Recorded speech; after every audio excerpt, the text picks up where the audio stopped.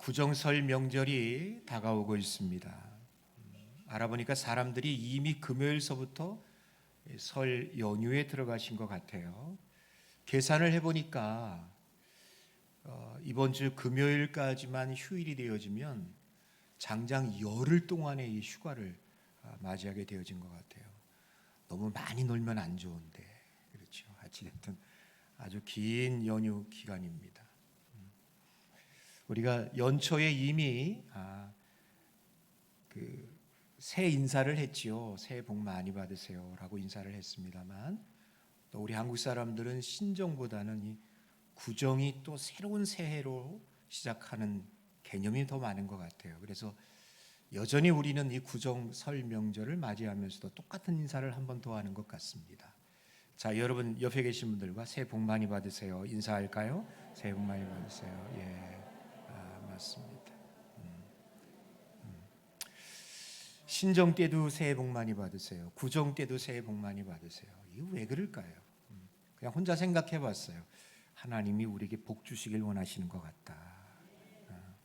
하나님이 바라시는 것은 축복이지 저주가 아니지 않습니까? 그래서 연거푸 신정 때도 구정 때도 계속해서 우리로 하여금 복 받기를 바라는 것이 하나님의 마음이 아닌가 생각을 해봅니다. 참 복이라는 것은 좋은 것 같습니다. 세상에 복 싫어할 사람이 누가 있겠어요? 물질의 복, 건강의 복, 자녀의 복, 사업과 직장의 복 등등 모든 것이 다 우리들 가운데 하늘의 복이 임하기를 다 바라고 있습니다. 여러분 간혹가다 예수 믿는 사람들 중에 복 받으세요, 복이요 그러면 그것을 좀 수준 낮게 생각하는 사람들이 좀 있는 것 같아요. 근데 여러분 결코 그렇지 않아요. 성경에도 복을 이야기해요. 처음부터 여러분 복에 대한 이야기가 나오고 있다는 거 아십니까? 여러분 복의 근원 되시는 하나님이요, 하나님의 형상으로 지음받은 우리가 복 받기를 원하고 그 복 안에서 행복한 삶을 살기를 원하는 것이 하나님의 마음이라는 것을 여러분들이 기억하셨으면 좋겠습니다. 여러분 하나님께서 노아를 축복하시고 복 주셨어요. 아브라함도, 또 우리가 생각할 때는 참 복받을 만한 사람이 안 될 것 같은 야곱까지도 하나님께서 그를 축복하시며 복 주시는 걸 봅니다. 구약의 제사장들이 온 이스라엘 백성들을 모아놓고 축복하는 내용이 민수기 여러분 6장에 나옵니다. 자, 여호와는 내게 복을 주시고 너를 지키시기를 원하며 여호와는 그의 얼굴을 내게 비추사 은혜 베푸시기를 원하며 여호와는 그 얼굴을 내게로 향하여 드사 평강 주시기를 원하노라. 이게 소위 말하는 구약의 축도라고 그래요. 구약의 축도. 온 이스라엘 백성들이 그 제사장의 축도를 통하여서 이 같은 복이 임하기를 원한다는 것. 여러분 이게 바로 하나님의 마음 아니겠습니까? 오늘 여러분 본문에서도 여러분 뭐라고 이야기하고 있습니까? 29절의 말씀 보면 이스라엘이여 너는 행복한 사람이로다. 이스라엘이여 너는 복받은 사람이로다 라고 말씀하고 있습니다. 이 내용을 우리가 쭉 함께 읽었습니다만 어떤 행복의 조건에 대해서 이야기하지 않아요. 물론 성경 전체를 보면 우리가 행복을 얻게 되려면, 복을 받으려면 어떻게 해야 되는가에 대해서 이야기하는 곳이 있습니다. 근데 오늘 본문에 보면 그냥 선언해 버려요. 너는 행복한 사람이로다. 이게 무슨 뜻일까요? 저와 여러분들이 이미 복받은 사람인 줄로 믿으시기 바랍니다. 이 선언을 누가 하고 있어요? 하나님이 하시고 있어요. 하나님의 말씀은 1.1획도 변함없이 이루어질 줄로 믿습니다. 그 하나님께서 우리를 향하여서 너는 행복한 사람이다, 너는 복받은 사람이다 라고 그렇게 말씀해주고 있다는 것이죠. 말씀드렸다시피 여러분 이 복은요 지금 여기에서부터 처음 나오는 게 아닙니다. 이미 창조 때부터. 여러분 창세기 1장 28절에 그 말씀을 보시면 하나님이 그들에게, 아담과 하와입니다, 하나님의 형상으로 지음받은 그 인간들의 시작이죠. 아담에게 그들에게 복을 주시며 그렇게 시작해요. 이미 태초 때부터, 이미 시작 때부터 인간은 여러분 복받은 존재로 설명하고 있음을 이야기하고 있어요. 그렇기 때문에 여러분 우리가 살아감에 있어서 하나님의 복을 받는 것은 너무나도 당연한 거예요. 오히려 여러분 우리가 복을 받지 못하고 살아가는 것이 이상한 것이 아니겠는가 하는 생각이 들어요. 여러분 하나님 앞에 복 받는 비결이 뭘까요? 에덴 동산에 살던 아담과 하와가 그 하나님의 풍성한 복을 받을 수 있었던 비결은 바로 그거였습니다. 하나님의 말씀 안에 거할 때, 그 언약의 말씀을 지킬 때, 따먹지 말라는 선악과를 따먹지 않고 그들이 여러분 계속해서 그 말씀 가운데 순종하며 살았다면 오늘날과 같은 불행은 우리에게 없을 거예요. 여러분 정말 복이라는 것은 하나님과의 관계 속에서만 얻을 수 있는 것이 진정한 복이 아니겠는가. 여러분 성경에 보면요, 복 받은 사람이 있는데 그 복이 아닌 사람들이 많아요. 그 중에 대표적인 사람이 여러분 누가복음에 나오는 그 부자 아닙니까? 부자. 그는 다른 사람들이 볼 땐 정말 복 받은 사람 같았습니다. 자세곡 비단 옷을 입고 날마다 호화로이 연회 잔치를 벌였던 사람이었어요. 근데 여러분 그게 소용이 없었어요. 그가 죽었는데 어디에 갔습니까? 지옥에 갔어요. 아주 펄펄 끓는 지옥불에 들어가서 너무 뜨거워가지고 천국에 있는 아브라함을 향해서 사정사정합니다. 그 나사로를 통해서 손끝에 물 한 방울만 지켜서 내 혀끝을 좀 시원하게 해달라고. 너무 비참하게 되어졌어요. 그가 이 땅에 있을 때는 호의호식하면서 복받은 사람으로 비춰질지 모르지만 그건 잠깐이었습니다. 그는 영원한 지옥 형벌 고통 속에 살아야만 했어요. 누가 여러분 그 사람을 복 있는 사람이라고 하겠냐고요. 그의 복이 하나님과 관계없는 복이었기 때문에 그가 받은 복을 하나님의 뜻대로 바로 사용하지 못하였기 때문에 결국 그런 형벌이 그에게 주어졌다는 겁니다. 여러분들이 잘 알고 있는 여러분 노인과 바다, 이 소설 아주 유명한 소설이죠. 노벨 문학상을 받게 한 해밍웨이라는 사람 잘 알고 있죠. 그는 정말 대단한 작가였습니다. 세계적으로 노벨 문학상을 받았다고요. 부와 명성을 가졌어요. 근데 여러분 그는 의외로 행복하지 못했어요. 믿음의 가정에서 태어났지만 하나님을 떠났어요. 여러분 결혼을 4번이나 했더라고요. 그리고 61세가 되는 해에 심한 우울증 속에서 엽총을 자기 입에다 놀고 빵 화살 당겼어요. 그렇게 죽은 사람이 해밍웨이예요. 여러분 그가 자살하면서 마지막 그의 일기장에 어떤 글을 남겼는지 아십니까? 바로 이 글이었습니다. 나는 필라멘트가 끊긴 텅 빈 전구처럼 공허하다. 여러분 그 옛날 전구에 보면 필라멘트가 이렇게 있잖아요. 그 전류가 딱 끊어지면 환해지는데 자기 인생을 그렇게 비유하고 있어요. 나는 필라멘트가 끊어진 것 같은 텅 빈 전구와 같다. 공허하다. 남부를 것 없이 부와 명예와 명성을 다 얻었던 그였지만 자기 인생에 대해서 필라멘트가 끊어진 텅 빈 전구와 같다는 이 공허함, 이 쓸쓸함. 도대체 무엇 때문에 그랬습니까? 하나님 없는 명예였어요. 하나님 없는 부였어요. 그래서 여러분 성경은 우리에게 뭐라고 이야기하죠? 이 가치, 이 우선순위를 절대 잊어버리지 말라고 이야기해요.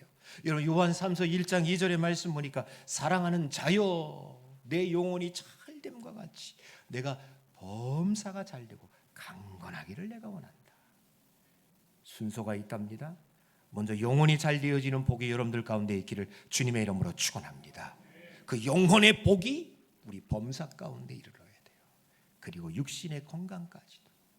육신이 건강합니다. 범사가 잘 된다고 합시다. 남들보다 부와 명예를 누린다고 합시다. 그러나 영혼이 잘못되어지면 아무 소용짝에도 없다는 거예요. 근데 여러분 영혼이 잘 되어졌는데 남들보다 못 살 수 있어요. 병들 수도 있어요. 그러나 그걸 이기고도 남을 수 있는 능력이 있어요.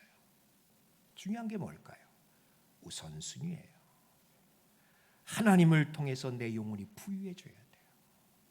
하나님을 통해서 내 마음이 기름져야 돼요.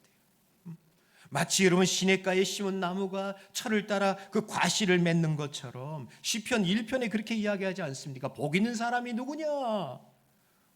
복 있는 사람이 누구냐? 2절의 말씀 보십시오. 오직 여호와의 율법을 즐거워하여 그의 율법을 주야로 묵상하는 자도다. 마치 그는 시냇가에 심은 나무가 철을 따라 열매를 맺으며 그 잎사귀가 마르지 아니함 같으니 그가 하는 모든 일이 다 형통하리로다. 하나님의 말씀 위에 뿌리를 내린 사람입니다. 주 안에 거하는 사람이에요. 이런 사람은 마치 시냇가에 심은 나무처럼 철을 따라 열매를 맺습니다. 그가 하는 일이 다 형통하게 되어진다고 이야기해요. 자, 구정, 설, 명절을 맞이하면서 사랑하는 성도 여러분, 여러분들 모두가 우리 주 예수 그리스도 안에 또 말씀 안에 거할 수 있는 축복된 삶을 살아갈 수 있기를 주님의 이름으로 축원합니다. 여러분 오늘 본문의 말씀 보면 모세가 죽기 전에 그 12지파에게 축복하고 있는 내용이 나옵니다. 33장 전체가 여러분 그 내용 일지인데 오늘 우리는 끝부분만 봤어요. 여러분 33장 1절 말씀 보니까 모세가 죽기 전에 이스라엘 자손을 위하여 축복함이라 그렇게 이야기해요. 여러분 사람이 나이 들고 늙어가면서 할 수 있는 일은 점점 작아져요. 믿음의 부모가 마지막 때 할 수 있는 일이 뭐라고 생각하십니까? 맞죠? 자기 자녀들을 위해 축복하는 일이에요.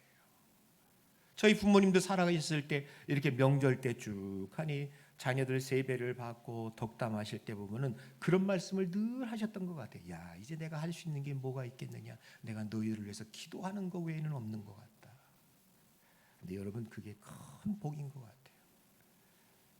인생의 오랜 경험과 연륜 가운데 하나님과 동행하였던 그분들이 신앙의 깊이가 있는 우리의 부모님들이 자녀들을 위해 축복해 준다는 거. 여러분 복 중에 복 아닐까요? 여러분들이 지금 부모님들이 살아계시는데 그분들이 믿음으로 여러분들을 축복하며 기도해주고 있다면 내가 제일 큰 복을 받고 있음을 여러분들이 기억하시기 바랍니다. 그것보다 더 큰 복은 없어요. 그리고 내가 또한 그런 부모가 돼야 되지 않을까요? 내가 그런 부모가. 성경에 보더라도 여러분 많은 믿음의 조상들은 다 그 루트를 밟아갔더라고요. 아브라함이 이삭에게 축복하는 내용을 보셨죠. 이삭이 그의 아들, 여러분 또 그 이삭이 에서와 야곱에게 또 야곱이 12아들들에게 여러분 축복하는 내용을 보십시오. 여러분 인생 노년에 할 수 있는 가장 큰 복된 일이 뭐냐? 자녀들을 위해 축복하는 거예요. 여러분 설 명절에 세뱃돈 걱정하지 마시고요. 그까이거 뭐 줘봤자 요즘 돈의 가치가 여러분 별로 그렇게 없는 거예요. 5만 원짜리가 만 원짜리 된 세상인 것 같아요. 그렇죠? 그러니까 우리 특히 자녀들 그 부모님 아이들 부모님 앞에서 세뱃돈 받는 거 그건 너무 신경 쓰지 마시고 오늘 부모님이 나를 위해서 축복해 주는 내용에 대해서 귀담아 들었으면 좋겠어요. 전 그런 가정이 되었으면 좋겠어요. 여러분 이 나이 드신 부모님이 어린 자녀들을 놓고서 기도해 주는 거. 오늘 모세가 그랬던 것처럼 죽기 전에 여러분 얼마나 이게 참 가슴 뿌듯한 이야기입니까? 죽기 전에 이스라엘 온 지파를 놓고 기도해 주는 거예요. 축복하는 거예요. 여러분 나이 드신 분들이 축복하는 그 광경을 보게 되어지면 저는 특별히 누가 생각이 나냐면 야곱이 생각나요. 야곱의 축복이 특별했어요. 그 야곱의 아들인 요셉에게 두 아들이 있습니다. 므낫세와 에브라임입니다. 므낫세와 에브라임이 이제 그 야곱 앞에서 이제 요셉이 데리고 와 축복을 받는데 이상하게 여러분 야곱이 그 오른손을 둘째 아들인 에브라임 머리에 손을 얹어요. 그리고 왼손은 장자인 그 므낫세 머리 위에 손을 얹어요. 그래서 그걸 지켜보고 있던 요셉이 이야기하죠. 아버지, 얘가 큰 놈이에요. 여기 오른손. 얘가 둘째예요. 얘가 왼손. 그게 정식이니까. 근데 야곱이 나도 안다. 근데 이렇게 하게 그냥 냅둬라. 왜 그랬을까요? 무엇 때문에 그랬을까요? 여러분, 야곱에게는 요셉이 볼 수 없는 신령한 세계에 대한 특별한 은혜가 임한 거예요. 그게 누가 장자의 축복을 받아야 될지, 누가 둘째 차자의 축복을 받아야 될지, 인간적으로 보면 당연히 므낫세인 것 같으나, 인간적으로 보면 에브라임이 둘째인 것이 맞으나 아닙니다. 하나님의 세계에서는 이게 바뀌어진다는 거에 대해서, 바뀔 수 있다는 거에 대해서 그 신령한 영안의 눈이 열어진 야곱을 통하여서 그 복이 지금 그 손주 에브라임과 므낫세에게 흘러가고 있다는 이야기예요. 이게 인생 노년에 받아야 될 복 중에 복이 아니겠는가. 여러분, 올 설명절을 여러분들이 보내면서요, 여러분들의 자녀들을 위해서 꼭 축복하는 시간을 갖되 저는 여러분들이 야곱처럼 영안이 열려지는 신령한 축복이 있기를 주님의 이름으로 축원합니다. 정말 우리 자녀들을 놓고서 손주들을 위해서 기도하며 축복할 때 그냥 그게 일반적인 게 아니라 그냥 편안하게 하는 거, 그래 공부 열심히 해, 그래 너 뭐 이렇게 그거 차원이 아니라 정말 부모님들이 기도하면서 그 아이들을 위해 축복하는 내용이 그대로 이루어지는 은혜가 있어야 되지 않을까요?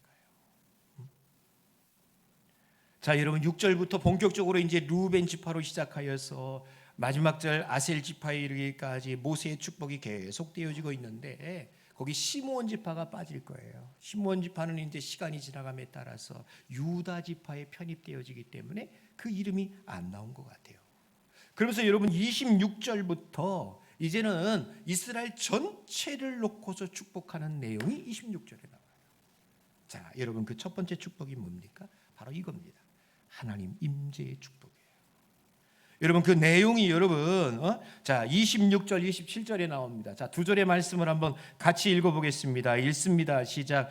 여수르니여 하나님 같은 이가 없도다. 그가 너를 도우시려고 하늘을 타고 궁창에서 위엄을 나타내시는도다.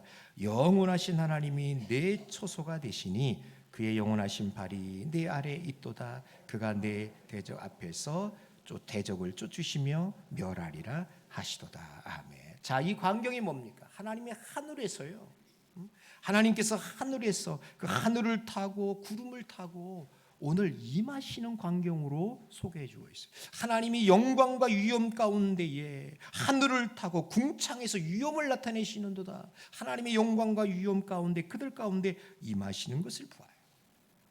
근데 여러분, 이 광경이 지금 모세를 통해서 증언되어지고 있다는 것이 굉장히 실감나는 이야기예요. 왜? 진짜 모세는 그 광경을 본 사람이니까.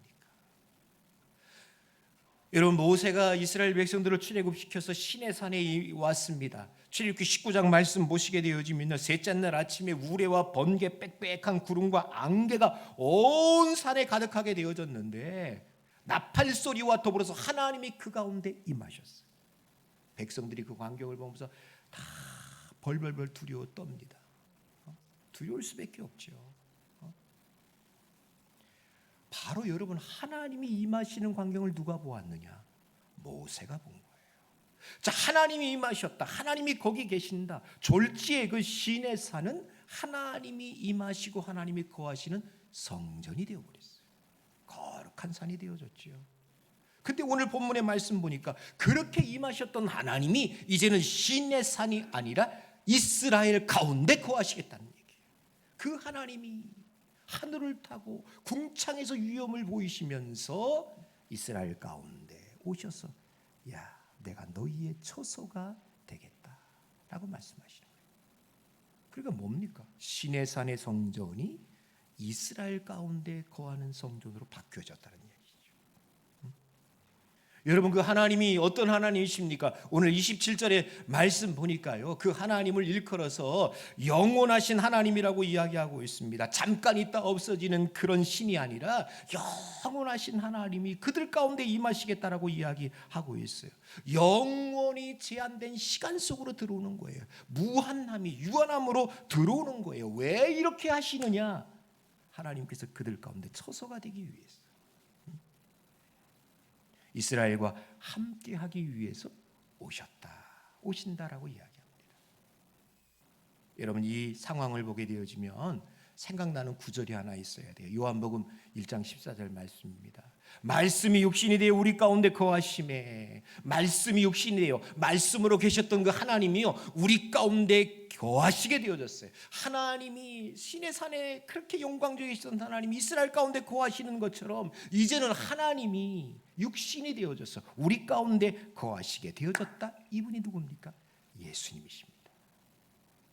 그래서 여러분 마태복음 1장 23절의 말씀 보니까 뭐라고 이야기해요? 보라 처녀가 잉태하여 아들을 낳으리니 그 이름은 임마누엘이라. 자, 노란 글씨 보세요. 임마누엘 뜻이 뭐죠? 하나님이 우리와 함께 계시다. 복 중에 복, 제일 큰 복, 다른 거 없습니다. 하나님이 여러분들과 함께함이 큰 복인 줄로 믿으시기 바랍니다. 그래서 오늘 모세가 이야기하는 거예요. 하나님이 지금 너희 가운데 계신다. 하나님이 너희의 거처가 되어주신다. 그래서 너희는 행복한 사람이로다. 그렇게 이야기하고 있어요. 여러분 다른 거 좀 부족하고 없어도 하나님이 여러분들과 함께하고 계시면 여러분들 가운데 행복이 넘칠 줄로 믿습니다. 그냥 계시는 게 아니에요. 27절의 말씀을 여러분 한번 잘 보세요. 27절의 말씀 보니까 자 보세요. 누가 아래에 있어요? 우리가 아래에 있습니까? 하나님이 아래에 있습니까? 27절 말씀 보세요. 자, 내 처소가 되시니 그의 영나신 팔이 자 우리가 하나님 아래에 있습니까? 하나님이 우리 아래에 있습니까? 하나님. 이 모양이 뭐냐면 하나님 우리 이렇게 또 받쳐주는 광경이에요. 하나님이 또 받쳐줘요.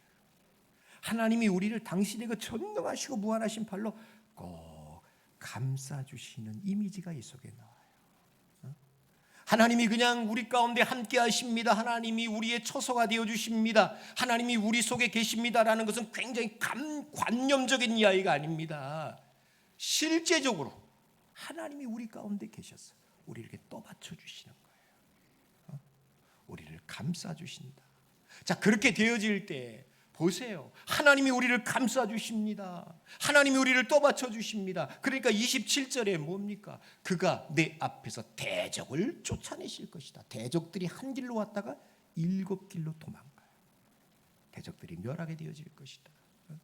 여러분 29절에도 뭐라고 이야기하고 있습니까? 하나님이 우리의 방패가 되어주시고 하나님이 우리의 칼이 되어주신즉 여러분 29절에 그 말씀 보세요. 우리를 돕는 방패입니다. 영광의 칼입니다. 그랬더니 내 대적들이 내게 복종할 것이다. 그들의 높은 것을 밟을 것이다 라고 이야기해요.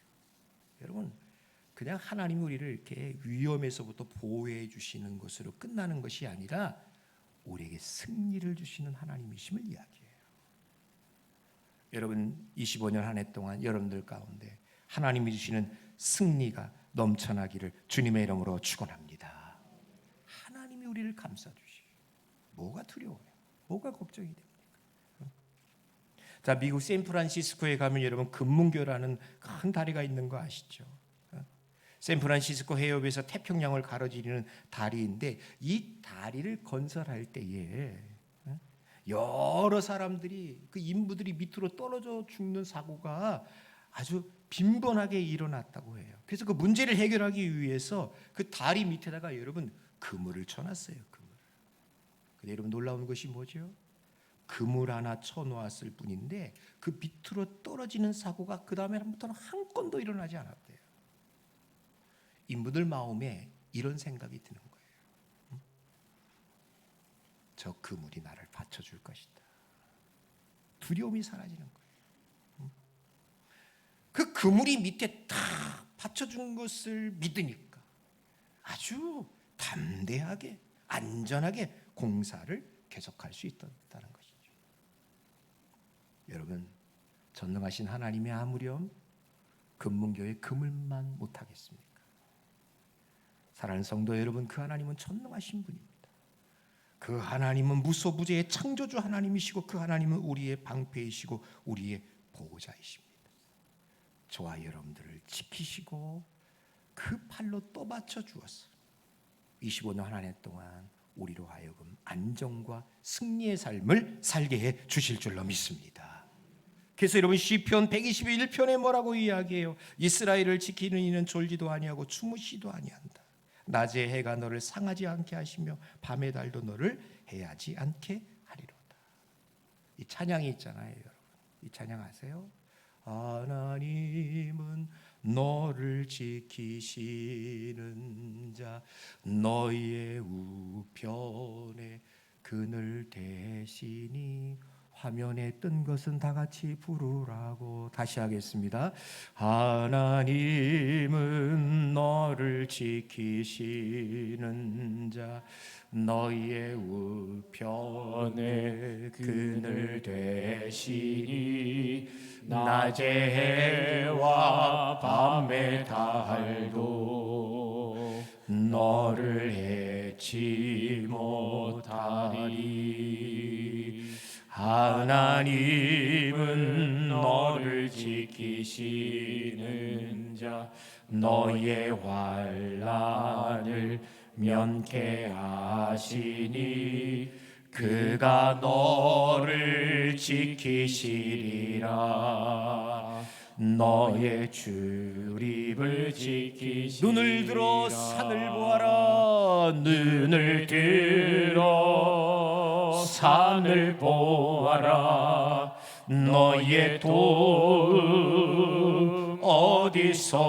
어디서나 천지 지으신 너를 만드신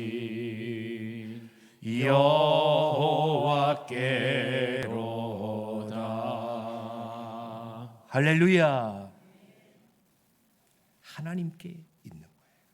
하나님께 있는 겁니다. 부모가 없어도, 재산이 좀 없어도, 도와주는 사람이 없어도 너무 속상해하지 마십시오. 다 없어도 이분만 계시면 돼요. 하나님이십니다. 하나님이 우리 가정 가운데, 내 심령 가운데 계시면 너는 행복한 사람이로다. 이 축복이 있게 될 줄로 믿습니다. 자, 두 번째 축복은 풍성한 삶입니다. 오늘 28절의 말씀 보십시오. 이스라엘이 안전히 거하며 야곱의 샘은 곡식과 새 포도주의 땅에 홀로 있나니 곧 그의 하늘이 이슬을 내리는 곳에로다 라고 이야기해요. 지금 이스라엘 백성들이 들어가서 살게 되어질 가나안 땅이 여러분 곡식과 포도주로 아주 풍성한 땅이 됨을 이야기해요. 그래서 여러분 그들이 들어가서 살게 될 가나안 땅을 우리는 일명 젖과 꿀이 흐르는 땅이라고 이야기하지 않습니까? 근데 여러분 이게 하늘에서 비가 내려야 돼요. 이스라엘 가운데 여러분 비는 1년에 꼭 2차례 내립니다. 이른비라고 그래가지고요. 우리가 생각할 때는 봄비 같죠. 근데 반대예요. 가을비예요. 그네들은 지형 기후 조건으로 인하여서 가을에 파종을 합니다. 9월달, 10월달에 이른비가 내릴 때 파종을 한답니다. 그리고 봄에 되어져서 3, 4월 때 늦은 비가 와요. 그때 그 파종한 것이 여러분 잘 자라가지고 열매를 맺을 때쯤에 이게 아주 그냥 소담스럽게 잘 여요. 그때 거두는 거예요. 추수 때 내리는 비를 여러분 늦은 비라고 해요. 그러니까 이른 비가 오지 않고 늦은 비가 오지 아니하면 이스라엘은 여러분 농사가 안 돼요. 열매를 거둘 수가 없어요. 반드시 봄에, 가을이죠. 가을에 이른 비가 와야 되고 봄에 늦은 비가 와야 돼. 우리는 이것을 일컬어서 뭐라고 그러냐 이렇게 이야기해요. 때마다 하나님이 이렇게 하시기에 쫓아해 보세요. 때를 따라 돕는 은혜. 이게 때를 따라 돕는 은혜. 여러분 이른 비에 비가 와야 돼요. 가을에 늦은 비, 봄에 그때에 여러분 비가 오지 않으면 안 돼요. 여러분 인생을 살아감에 있어서 우리가 풍성한 삶을 살기 위해서 필요한 것이 뭡니까? 때를 따라 돕는 은혜 아닙니까? 때를 따라 돕는 은혜. 그때마다 하나님께서 여러분 비를 주시는 거예요. 그리고 평상시에는 비가 오지 않을 때에는 여러분 하늘에서 이슬이 솔솔 내립니다. 그래서 정말 이른 비와 늦은 비와 같은 아주 소낙비 같은 은혜가 그들 가운데 임할 때도 있었고 평상시에는 소확행, 소소하지만 확실한 이슬 같은 은혜가 그들 가운데 임하여짐으로 뭘까요? 풍성한 삶을 살 수 있었다는 겁니다. 새 포도주와 곡식으로 아주 풍성케 되어지는 풍성한 삶. 하나님이 여러분 하늘문을 딱 막으시면 소용없어요. 그 엘리야 시대 때 여러분 3년 반 동안 비가 오지 않으니까 이스라엘이 황폐하게 되지 않았습니까? 하나님이 비를 주시지 아니하십니다. 여러분, 내가 수만 가지의 길을 계획한다 할지라도 그 길을 인도하시는 분이 하나님이실진데, 공부하는 아이들에게 여러분 지혜를 주시는 분도 하나님이시고, 사업하는 분들에게 그 길을 열어주시는 분도 하나님이시고, 우리 가정 가운데 평안과 행복을 주실 분도 하나님이십니다. 결국엔 하나님이 우리들 가운데 때를 따라 돕는 은혜를 주셔야 하는 거예요. 성도 여러분, 올 한 해 여러분들 가운데 풍성케 하는 때를 따라 돕는 은혜가 임할 수 있기를 주님의 이름으로 간절히 축원합니다. 말씀을 맺습니다. 자, 어떤 시골 총각과 처녀가 연애를 했습니다. 서로 꽃반지를 끼워주면서 새끼 손가락 꼭꼭 걸면서 헤어지지 말고 우리 서로 사랑하면서 오래도록 살자고 약속을 했어요. 근데 어느 날 갑자기 처녀가 이 총각한테 찾아오더니 통보를 합니다. 헤어져야 되겠다. 깜짝 놀랐죠. 왜 헤어져야 되냐고. 그랬더니 이야기합니다. 당신이 대머리이기 때문에 내가 창피해가지고 못 살겠다고. 대머리 총각이 싫다는 거예요. 가슴 아팠지만 총각은 어쩔 수 없이 그 처녀와 헤어지고 다른 여자를 만나서 결혼을 하게 되어졌어요. 몇 년이 지난 다음에 그 대머리 총각한테 소식이 들려옵니다. 이 처녀도 아주 그 재벌집 아들을 만나가지고 결혼한다는 소식이 들려오는 거예요. 좀 속상한 마음이 있지만 그래도 첫사랑이었기에 내가 결혼식장에 가서 축복해주고 와야 되겠다. 축하해주고 와야 되겠다. 그래가지고 결혼식장에 갔는데 결혼식장에 참석한 이 대머리 총각이 아주 기가 막힌 광경을 목격했어요. 첫사랑 여인의 신랑 되는 재벌집 아들이 대머리예요. 놀랬죠. 깜짝 놀랬죠. 자기와 사귈 때는 내가 대머리라고 그러면서 떠났던 그 여인이 돈 때문에 재벌집 대머리 아들을 사랑하게 되었다는 거. 충격이었죠. 여러분, 우스갯소리 같지만 이게 우리의 마음이에요. 이게 인간의 속성이에요. 인간의 사랑의 조건은 수시로 바뀝니다. 행복의 조건도 자꾸 바뀌는 것 같아요.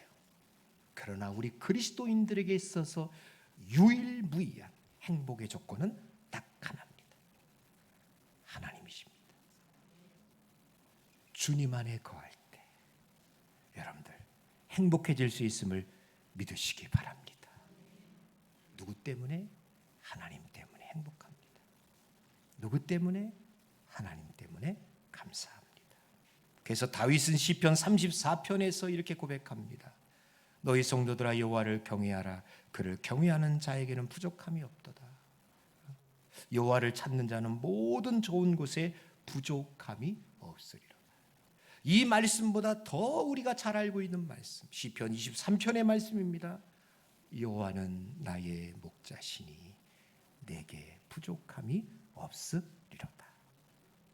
성도 여러분, 여호와 하나님이 여러분들의 목자가 되어지기를 축복합니다. 그 하나님 안에 거하셔서 올 한 해 동안 행복해지는 우리의 삶이 되어줄 수 있기를 간절히 소망합니다. 함께 찬양합시다. 여러분, 행복 화려하지 않아도 정결하게 하는 삶, 가진 것이 없어도 감사하며 사는 이 행복된 삶을 우리가 찬양으로 고백합니다.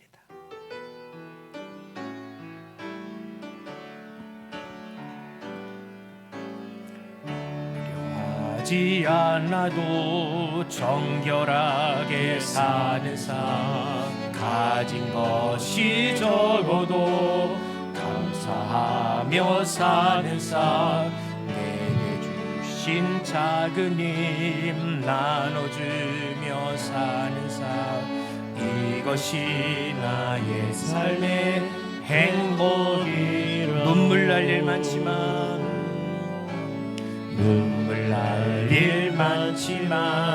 기도할 수 있는 것, 억울한 일 많으나 주를 잡는 것 비록 짧은 작은 삶 주 뜻대로 사는 것 이것이 나의 삶의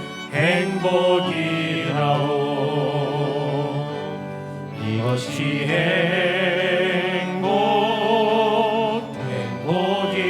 행복이라오 세상은 알 수 없는 하나님 선물 이것이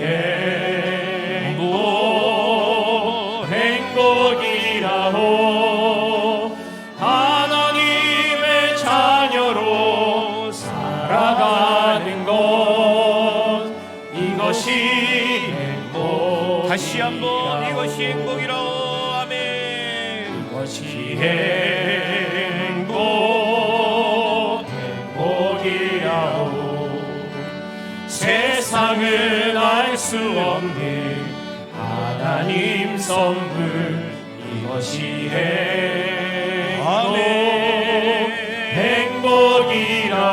행복이라오 하나님의 자녀로 살아가는 것 이것이 행복이라오 하나님 아버지, 세상의 그 어떤 것보다 더 주 안에 있는 것보다 더 복되고 행복한 것은 없는 줄 압니다. 25년 한 해 동안 우리 천산교회 모든 식구들 주 안에 있게 하여 주시옵소서.